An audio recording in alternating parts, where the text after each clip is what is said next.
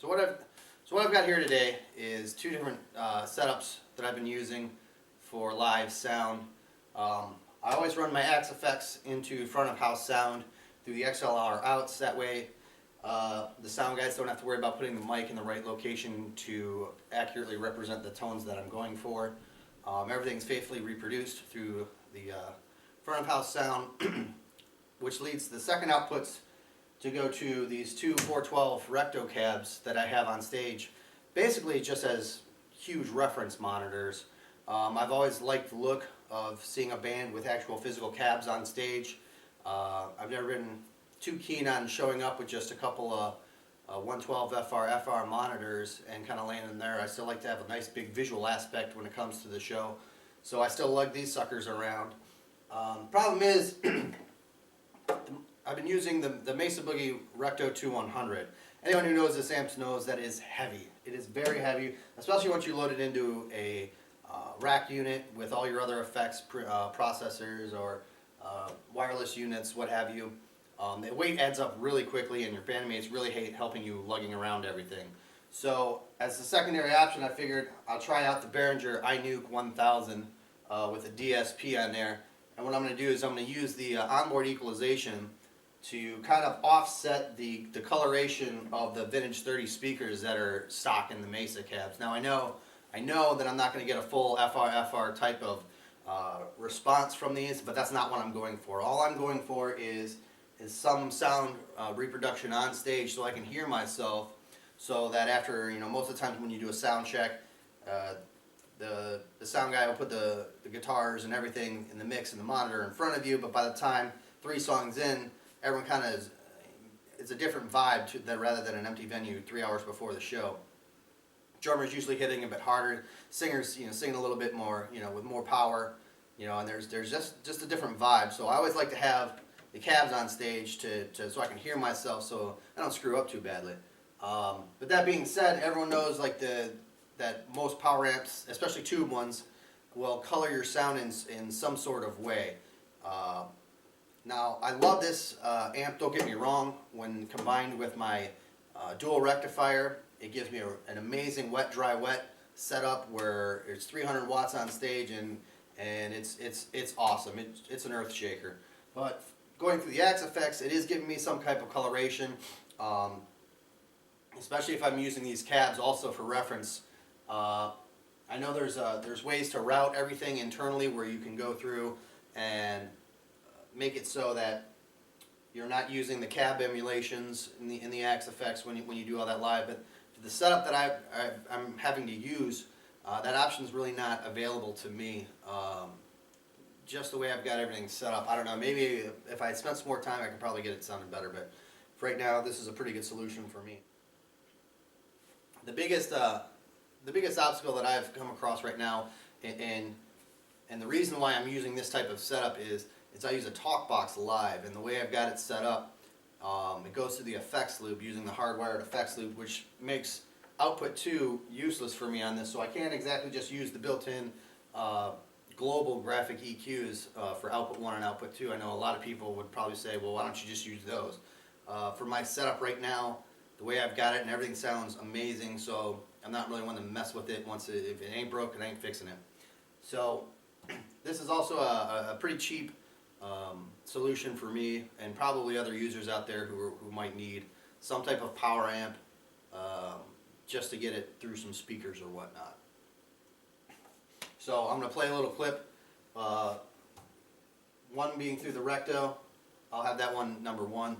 I'll also play another clip through the Behringer iNuke without any type of equalization, and then I'll play a clip with the iNuke with a parametric EQ that I've set up to kind of counteract the coloration that comes from the V30 speakers. And it sounds pretty good. I've referenced this against some studio monitors I've got in the back room here, and it's pretty good. It's never going to faithfully replicate all of the highs and lows, and I'm going to probably have a lot more tweaking in front of me to get it to sound just exactly how I want it. But I've only had a couple hours to mess with it before shooting this. But I also for my own reference, wanted to see what it sounds like from a third perspective. Now I know that the the camcorder is going to pick up a certain type of audio, and it's not going to be high fidelity, but it'll give some point of reference as what the room sounds like. Now this is a carpeted room in my basement. There's some furniture in here to soak up some noise, but there is some reverberation off of the walls, so there will be a little bit of that bleed. So let's see what it sounds like. So right now I'm hooked up to the 2100. You can hear the fan noise is pretty loud. I know a lot of people complain about the Behringer's fan noise, but it pales in comparison to the Recto one. It's pretty loud on stage at a rockin' concert. Are you really going to notice it? Probably not. So volumes are at 3 o'clock each channel. Both presence knobs are at noon. So I'll just play a couple riffs through my Kramer Jersey Star Richie Sambora model.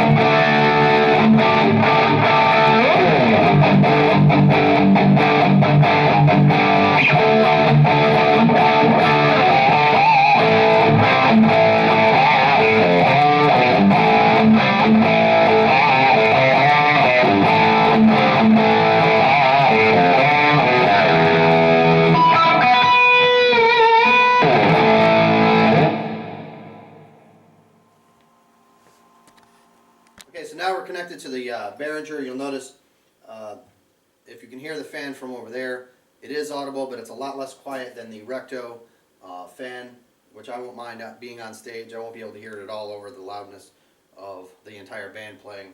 So for my purposes, I really couldn't care about the fan noise.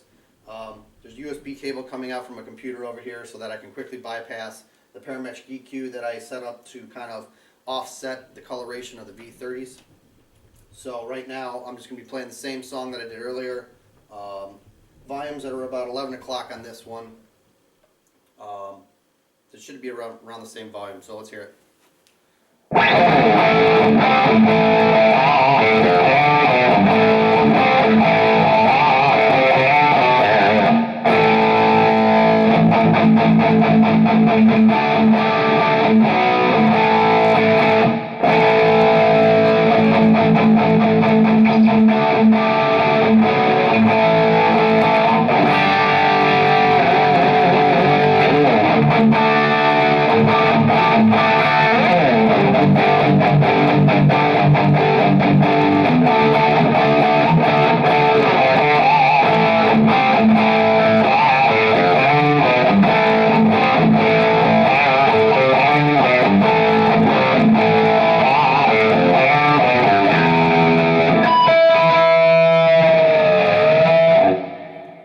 So now we're going through the Behringer again with the parametric EQ engaged.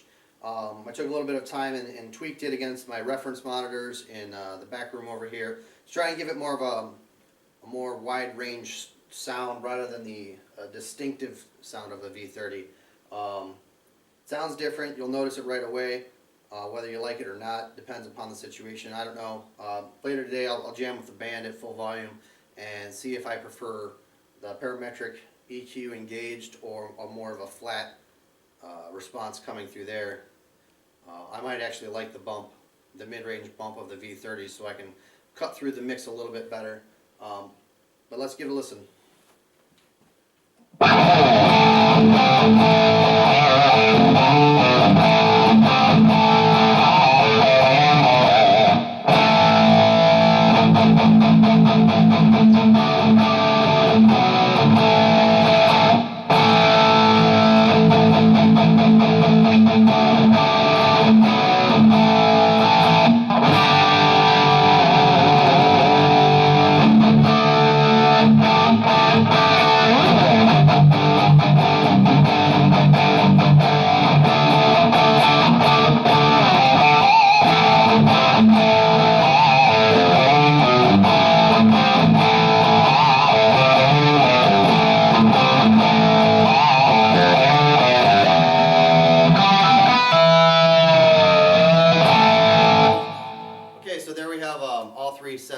quick sound clip of each being the same song.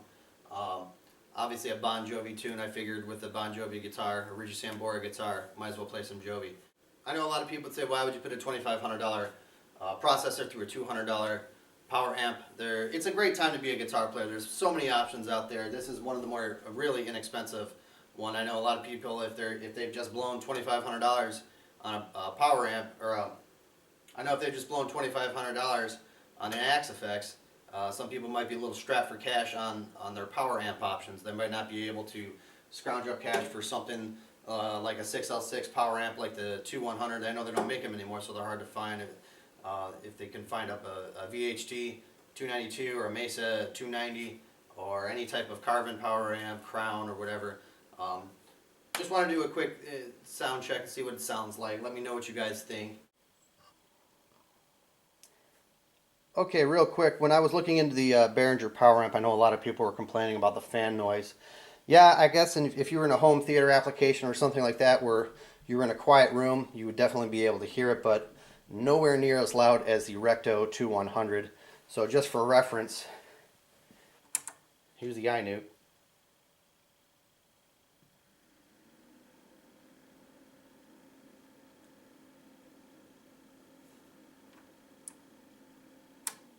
And now the Recto.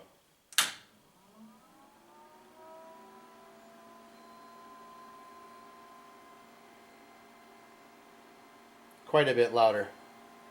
Now I know the Behringer has a variable speed fan, so the more you crank it, the more it warms up, the louder the fan will get. But for any application for live sound, I don't think it should be too big of a deal.